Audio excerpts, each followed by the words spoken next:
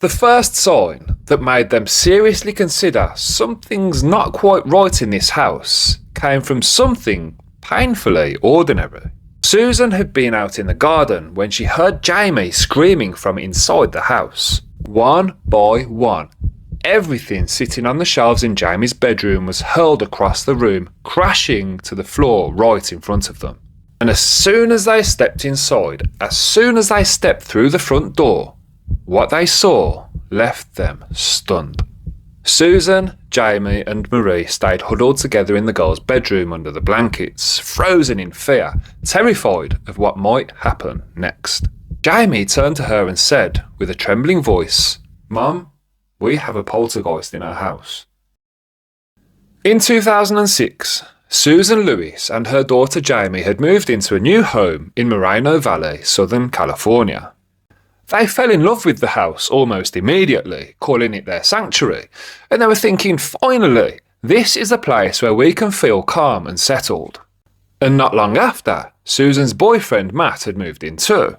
Matt bonded quickly with Jamie, and then Matt's daughter Marie, who was roughly the same age, just a little bit younger than Jamie, she started staying over, and before long, the two girls were like best friends.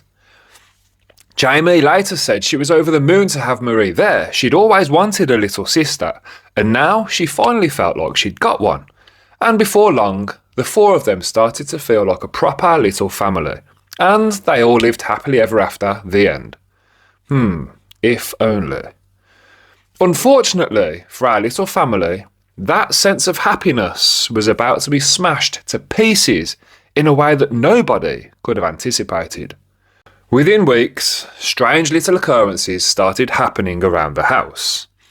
Nothing too dramatic, nothing that immediately set off alarm bells, just enough to make them think, well, that's strange. You know when you're thinking, I'm sure I left that there a minute ago, or I'm sure that wasn't there a minute ago. And those strange little moments kept building, one after another, until it became clear the house wasn't quite as empty as they'd thought. But the first sign that made them seriously consider something's not quite right in this house came from something painfully ordinary. A jar of peanut butter, of all things. So, just a few weeks after moving in, Matt, Jamie and Marie had been out in the pool, splashing around, having fun, soaking up the sun. It wasn't roasting hot, but, it was pleasant enough. And Susan's like, I'm a bit hungry. I'm going to go and grab some snacks from the kitchen. Does anyone want anything? And Matt and the girls are like, yeah, I'm hungry. I could definitely have something to eat. So Jamie and Marie are splashing around in the pool, and Jamie hears her mum shout from inside the house, "Jamie, come in here, please." And she's sounding kind of annoyed, so Jamie's thinking, what's the matter with her? Well, when Susan stepped into the kitchen to grab the snacks, something really strange caught her eye on the kitchen counter. It was a jar of peanut butter. But, you see, this jar of peanut butter was lying on its side with the lid off, and the peanut butter was like seeping out of the jar onto the worktop and down the cupboard doors. So Susan's thinking, which one of them girls has knocked the jar over and just left it like that for me to clean up? She was a bit pissed. So she shouts Jamie, and Jamie walks into the kitchen, and actually Marie followed closely behind. And Susan's like, Jamie, have you left this peanut butter on the side like this? And Jamie's like, what the fuck? No, why would I do that? So Jamie turns to Marie and she's like, was that you? And Marie's just the same. She said, no, I haven't even been in here. I've been outside with you the whole time. So Susan's like, well, someone did it.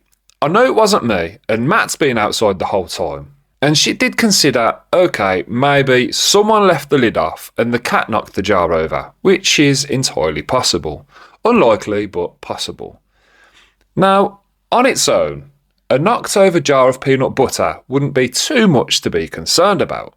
But it was the peanut butter itself that was more confusing than anything. Now, I mentioned earlier, the weather was warm, but not exactly boiling hot. But that peanut butter was completely melted.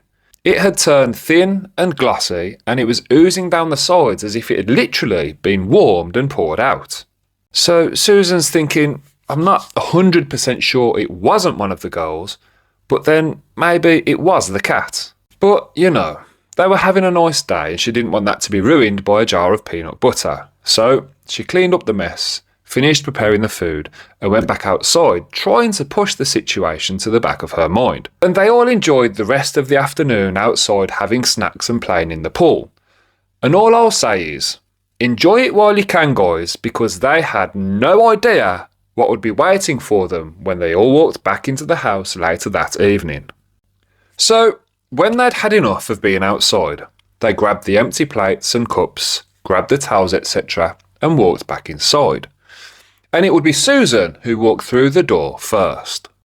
And she walked into the kitchen, and she's like, what the fuck has happened here? Like, this shit isn't funny now.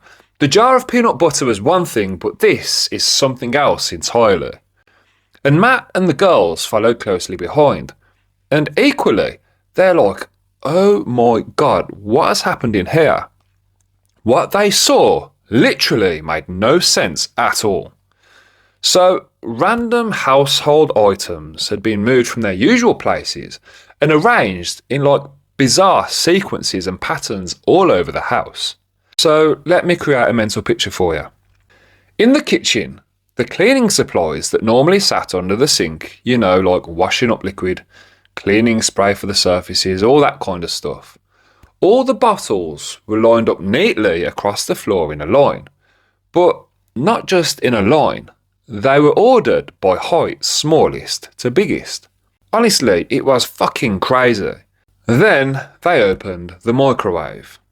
Inside the microwave were cans and packets of food, and they'd all been crammed in there with teddy bears that had come all the way from the girls' bedroom. And then in the bathroom, shampoo bottles had been stacked on top of each other, making like a sort of tower. Hairbrushes had been laid out on the floor in the shape of a star, completely random. Even the walls were smeared with dripping liquids like shampoo, soap, shower gel, toothpaste, all squirted across the surfaces in some kind of chaotic mess. The family just couldn't believe what they were seeing. They were absolutely gobsmacked. None of it made sense. The immediate assumption was obvious. While they were outside, someone had been inside the house and caused all this carnage. The problem was, if that was the case, you'd expect things to have been stolen, right? You don't just break into someone's house to make a mess then fuck off, unless you're ridiculously high on whatever. But nothing had been stolen.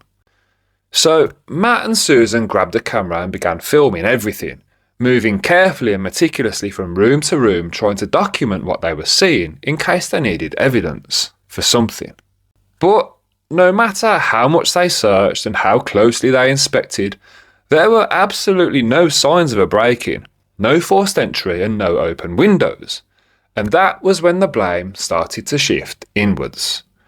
Matt was thinking, this has to be Jamie. Maybe Jamie's jealous that we're getting her mum's attention and she's trying to cause some shit. And Susan, she was certain it had to be Marie. Equally, she's thinking, is Marie deep down pissed off that her dad has brought her here to be with us? All kinds of thoughts were running through their minds. And even Jamie later said she'd assumed the same thing, that Marie must have done it. And so, confusion turned into paranoia. Paranoia turned into accusations. And accusations turned into arguments. And instead of calling the police, like most families probably would have done in this situation, I mean, nothing was stolen, but obviously someone had been inside the house. The family started to turn on each other. It was like the house had very quickly become a pressure cooker of suspicion and blame. No one trusted anyone else. They were all thinking each of them had a motive for stirring shit. And whatever sense of normality they'd had was already wearing thin. So what they had experienced up until this point was strange, bizarre, maybe even slightly creepy. But it was nothing compared to what happened next. Marie had been sitting on Jamie's bed focused on her homework, while Jamie stood nearby with a cup of coffee. I'm not sure why Marie was on Jamie's bed instead of her own, but she was. Now, the girls can hear the dog barking outside, and Marie's like, Jamie, can you please go and let the dog in? I'm trying to concentrate on my work and it's just impossible with that noise. And Jamie's like, yeah, okay, sure. So Jamie places her coffee cup on the chest of drawers and goes to let the dog in. She walks back into the room and she's like, what the fuck, Marie? The coffee cup that Jamie had just placed on the side was now poured all over the bed with the cup sitting right in the middle of the mess. So Jamie's fuming. She's like, what the hell are you doing? Why have you tipped my coffee all over my bed? And Marie, who was kind of sitting at the end of the bed facing the other way, turns and looks at the mess. And she said, it wasn't me. I've literally just been sitting here doing my work. And Jamie's like, well, you're the only person in here and it's not like we've had an earthquake. But Marie, she's still protesting her innocence. So Jamie was livid, but she was also kind of confused. She later said, obviously, she knew she hadn't knocked the cup over herself, but aside from Marie knocking it over, she really couldn't think of another explanation. However, Marie really didn't seem to be lying. Well, Jamie left the room again to go and grab a bottle of bleach and some cleaning products and come back to clean up the mess. So she returns to the room and she's thinking, well, I've got to clean up that mess, so I might as well give the rest of the room a clean and tidy. So she placed the bottle of bleach neatly on top of the chest of drawers. She put some laundry away in the chest of drawers, closed the drawers, and then turned around to get the stained bed sheets off the bed. Now, remember, Marie is sitting on the bed with her head down focusing on her work. And this is when things cross the line from weird, bizarre and creepy to what the actual fuck is going on. Susan had been out in the garden when she heard Jamie screaming from inside the house. When Susan rushed into the bedroom, she found Jamie on the bed staring at the chest of drawers in complete disbelief. Now listen to this because this is some seriously creepy shit. In the time it took for Jamie to close the drawers, turn around to pick up the dirty sheets and turn back around to face those same drawers, the drawers that Jamie had literally just closed, they were now wide open. And that bottle of bleach that Jamie had left on top of the drawers had been tipped over. The lid had somehow unscrewed itself and its contents were soaking straight into her neatly folded clothes. And so now Jamie's like, okay, there's absolutely no doubt now. She believes Marie didn't touch that coffee cup. She could see Marie the entire time. Marie hadn't moved an inch, and she certainly hadn't been anywhere near the drawers or the bleach. Susan barely had time to ask what was happening when a small horse ornament suddenly flew off a shelf hitting the floor on the far side of the room. And so for a second, the three of them just stood there in shock. Like, okay, did that really just happen? Are we actually seeing things moving on their own now? But then another item followed, and then another. One by one, everything sitting on the shelves in Jamie's bedroom was hurled across the room, crashing to the floor right in front of them. Susan and both of the girls ran out of that room screaming in fear. The three of them bolted out of the bedroom, down the hallway and straight out of the front door. They didn't stop until they were inside the car, doors locked, hearts racing, struggling to catch their breath. So Susan turned the key and put her foot down without saying a word. She's thinking, we just need to get away from that house. And as she's driving, she's going through it all in her mind.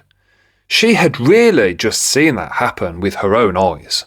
And as terrifying as that moment had been, Susan herself said it was nothing compared to what happened next. So after the initial panic wore off, the three of them agreed, okay, we need to go back into the house. And as soon as they stepped inside, as soon as they stepped through the front door, what they saw left them stunned. Not just because of what they saw, but because they knew nobody had been inside the house. Once again, canned food had been stacked across the staircase. Similar to before, they weren't just thrown all over the place. Everything was stacked neatly, almost strategically in patterns. Susan felt her stomach drop. She'd taken the girls with her when they left.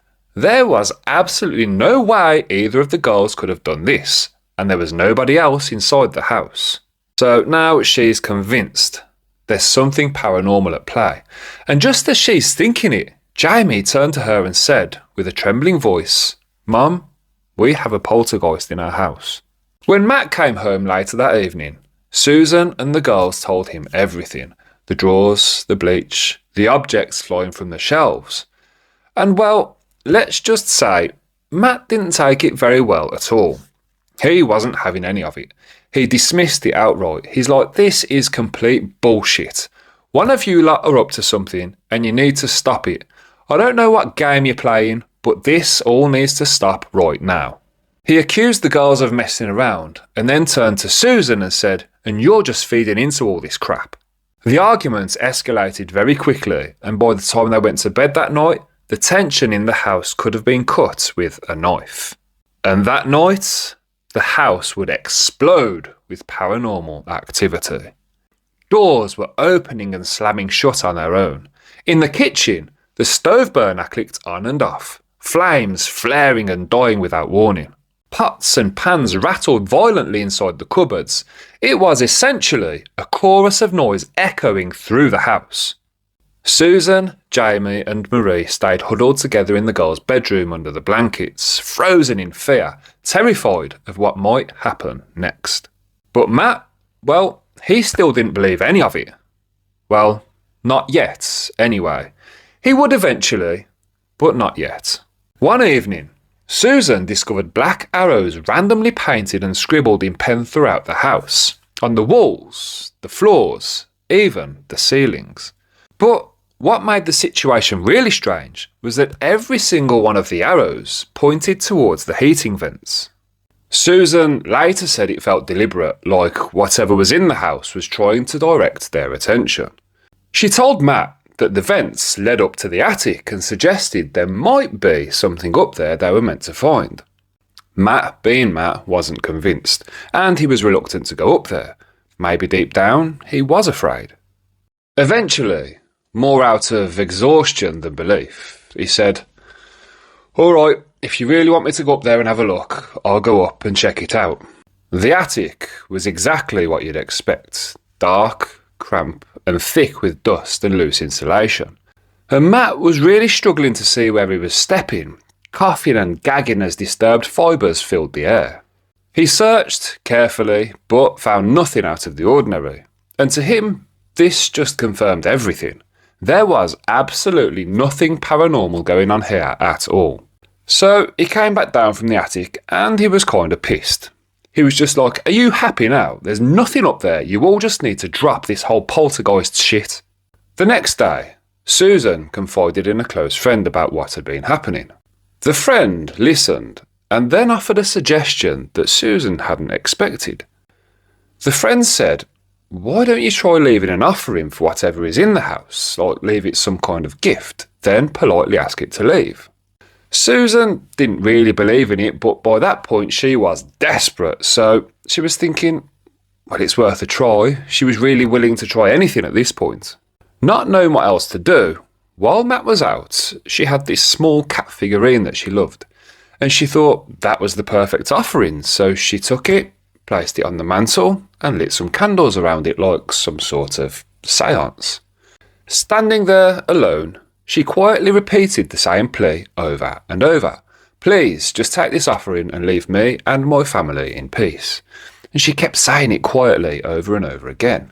And then, just as she was about to end the seance, or whatever you'd like to call it, the front door opened. Matt had come home. It was literally the worst timing. He walked through the door and he was not happy.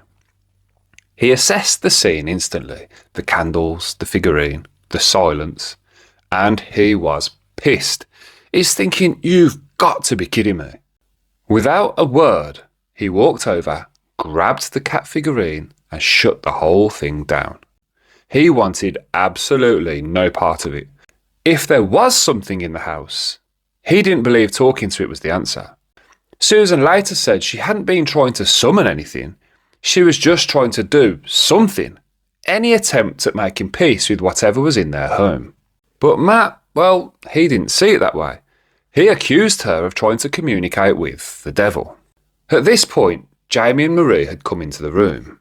Well, foolishly, Matt ignored them.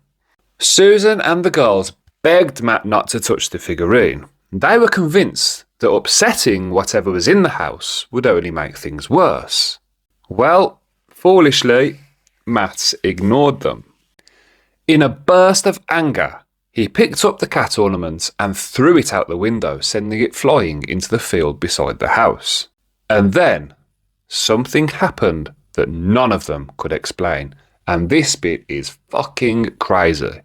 So, they had all just witnessed Matt throw that figurine into the field.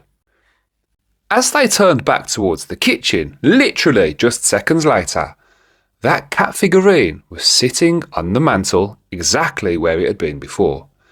Susan and the girls just stood there frozen, staring at it in disbelief. They're all thinking the same thing. We all just saw that cat land in the field. Matt still refused to accept what he was seeing. He insisted it had been a trick, another prank by the girls. And I'm not sure how the girls could possibly have pulled off a stunt like that, outside of the realms of sorcery maybe. But now Matt was fuming. He grabbed the figurine again. And at this point, Jamie snapped at him. She was like, "Do not smash that figurine. You're going to make things 10 times worse." But pig-headed Matt didn't listen. This time, he picked the figurine up and slammed it onto the floor, smashing it into pieces. Susan and the girls screamed, not just from shock, but from the certainty that whatever was in the house had just been provoked and angered. And of course, they were absolutely right. Because after that, the activity in the house went from level 10 to level 20. It erupted. So, later that night, long after the house had gone quiet, Jamie was feeling rather peckish, so she went into the kitchen for a late night snack. The lights were off, so she flicked the light on, and what she saw was absolute fucking nightmare fuel. Everywhere she looked, the word cat had been written across the room, over and over again. On the walls, the floor, even the ceiling. Any empty space had been filled with the word cat. And it hadn't just been done with pen and paint, it was written in literally anything. Food, creams, sauces, the word cat was everywhere. Jamie was terrified. She just turned and ran to her mum's room and woke Susan and Matt up, barely able to get the words out. When they reached the kitchen, Matt turned on her immediately, accusing Jamie of vandalising the room of some kind of elaborate joke. And obviously, Susan defended her daughter fiercely. She was like, "Don't talk to my daughter like that. She wouldn't have done this. Don't be ridiculous." And the argument escalated fast. When things calmed down slightly, they assessed the mess. Drawers had been pulled out and emptied. Utensils, papers and food were scattered across the floor. It literally looked like a tornado had raged through the room. So they were all cleaning the kitchen. And as they started to clean up, they noticed something else. Something that stopped them cold. Now, I've got to be honest, when I looked at this photo, I see maybe some tomato sauce or something has splashed onto the floor, and on impact, it's kind of made the shape of a large footprint. But Susan and the girls believed that this was the footprint of a demon or something. What do you think? Have a look at this photo. Is this a footprint? Now, I can only see one footprint in the photo, but maybe there were more. And Susan described them as huge with wide, rounded toes. She said she couldn't believe what she was seeing. And Susan, visibly upset in an interview on Paranormal Witness, said, "What was in my house? What was tearing my house apart? And more importantly, what did it want?" Every instinct she had told her to leave, to take the girls and to get them as far away from that house as possible. But she really couldn't afford to. Walking away at this point would have meant financial ruin. She felt trapped and helpless. Whether she liked it or not, they were stuck. Jamie and Marie in particular stopped moving around freely, spending most of their time confined to their bedrooms where they felt the safest. But very soon, Marie would realise that she wasn't safe anywhere in that house. One afternoon, she found herself alone at home for the first time since things had started happening. Matt and Susan were at work and Jamie was out running errands. It was something that would never have bothered her before, but now she was scared. She was anxious. She didn't know what might happen next and when. So she tried to distract herself by sitting down in the living room and putting on the TV. And for a while, everything was quiet and peaceful. But then the television turned itself off. And Marie's thinking, oh my God, here we go. But she's really hoping it's just a TV malfunction. Well, she's got the remote on the table right next to her. So she points the remote to the TV and turns it back on. Within seconds, it's off again. So she reaches for the remote again, but this time, before she could touch it, the remote flew off the table, skidding across the room as if something had thrown it. Marie froze in fear. Her eyes locked onto the rocking chair opposite her. That rocking chair started to move. Bear in mind, there's nobody else in the house. So it starts rocking gently back and forth, and then it starts rocking faster back and forth. Then, just as she's about to get up and run, the whole room erupted. Banging echoed through the walls and doors. The lights were turning on and off, on and off. Pictures were literally flying off the walls and smashing right next to her feet. Even the furniture was sliding across the room on its own. It was literally like a scene from a horror movie, only this wasn't a movie, this was real life. Shaking, Marie grabbed her digital camera, which she'd started keeping close by, and she began taking photos as fast as she could, snapping shot after shot. But she didn't last long before the fear took over and she ran. And let's be honest, who could blame her? She fled the room, grabbed her phone and called Susan and Matt, begging them to come home. And at this point, she didn't really care whether Matt believed her or not. She just knew she couldn't be alone in that house a minute longer.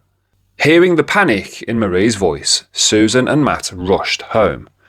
When they stepped inside, the house was in chaos. Picture frames lay shattered all across the floor. Decorations had been knocked over all over the place. Again, it looked like a tornado had torn through the rooms. Marie clung to Susan, shaking, while Susan tried to calm her. Once she'd caught her breath, Marie reached for her camera and showed them the photos that she'd taken. And Susan, she felt her stomach drop. She could not believe what was on those photos. In the images, these kind of faint glowing shapes were floating through the air. For the first time, Matt didn't argue. He didn't dismiss it. Whatever skepticism he'd been holding on to was gone. Now he could see that something was very wrong, and whatever it was, it had terrified his daughter. And that was enough. And of course that was enough, because he'd blamed the whole thing on Jamie, really. But now it was happening when his daughter was home alone. Oh, now he believes them. Now he's concerned. Too fucking late for that, Matt. You'd better hope and pray. And that's exactly what he did. He contacted a local church and asked for a pastor to come to the house as soon as possible. And Jamie later said she'd felt a brief sense of hope when she heard someone was coming, like maybe they weren't completely alone anymore.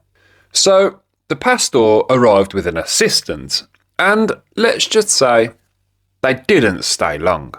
He walked around the house assessing the carnage, the writing on the walls, the state of the house, and he was shocked. He's thinking to himself, I can't help these people. This is way beyond my experience. And so he told the family, plainly and rather bluntly, that he couldn't help them.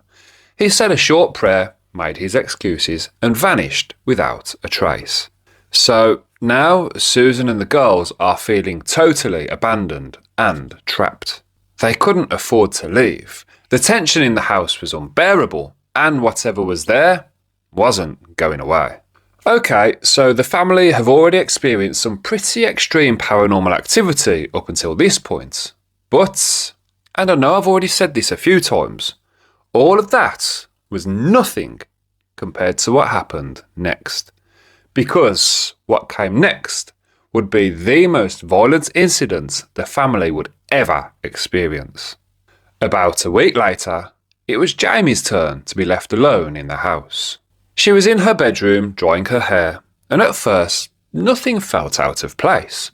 So she's brushing her hair, she turns the hairdryer off and places it down on the bed next to her. And as she's brushing her hair, she starts to hear faint knocking on her bedroom door. And she knows everyone's out. She knows she's totally alone. So she's hearing this knocking and her stomach drops. She gulps like all the terror comes flooding back. Then the knocking gets louder and louder and louder until it's like someone is literally thumping on the door as if they're trying to break it down. So Jamie's first instinct was to run. She's thinking somehow, I've got to get out that door, past this thing, whatever it is, and get out of this house. So she moved towards the door, hands shaking as she reached for the handle. And just before she touched it, the pounding stopped, like this thing knew where she was and what she was doing. It was taunting her. The silence was literally unbearable. She could imagine this thing on the other side of the door, waiting for her next move. So she stepped back, and immediately the banging started again, louder and harder. The entire door frame was shaking. And again, when she moved towards the handle, it stopped. When she hesitated, it began again. And this game of cat and mouse went on for hours, over and over again, until she was completely exhausted, terrified, just totally worn down. And eventually, Jamie just collapsed onto her bed. She curled up into the fetal position, covered her ears, and just sobbed. She's thinking, why me? I just want this nightmare to be over. And then, again, the room fell silent. After a long while, she forced herself to stand back up again, and slowly, she opened the door. The damage to the door was catastrophic. The wood was dented and splintered. The metal doorknob was bent completely out of shape, completely twisted as if someone had tried to wrench it off. I mean, how much power must it take to do that? And in the hallway, there was a pile of kitchen utensils on the floor, pots, pans, anything heavy enough to be used to smash the door, like they'd literally been used as a battering ram. She's thinking, fuck, whatever had been outside her bedroom door hadn't just been knocking. It wasn't just trying to scare her. It had been trying to break its way into the room. Jamie stepped into the hallway just beyond, and she was terrified. And that's when she noticed the bathroom light flickering at the far end of the hall, blinking on and off. And so she's thinking, this thing is in the bathroom. I need to trap the bastard in there. The problem was, the bathroom door didn't have a handle. It was just like an open hole where one should have been. So, thinking quickly, Jamie ran back into her bedroom. She grabbed a length of string from a drawer, and she threaded it through the hole in the bathroom door and back round. She pulled it tight, forcing the door shut, then braced herself, gripping the string with both hands. And fair play to her, for a moment it worked. But then she started to feel the string pulling hard against her hands, yanking forward as if something on the other end was trying to drag the door open, trying to pull her towards it. So Jamie dug her heels into the floor and leaned back, using her full weight to hold it closed. And then, with a sharp snap, the string broke. Jamie was catapulted backwards, hitting the floor hard as the bathroom door slowly creaked open. She stared at it, frozen, waiting for something to appear, dreading coming face to face with her worst nightmare. But nothing appeared. That bathroom was empty. For several seconds, Jamie stayed exactly where she was, sitting on the floor of her bedroom, staring straight into the open doorway across the hall, just trying to understand what had happened and where whatever had been in there had gone. For a moment, the only thing Jamie could hear was her own heartbeat. And then her bedroom door slammed shut and the pounding started again. Heavy, rhythmic blows, metal striking wood.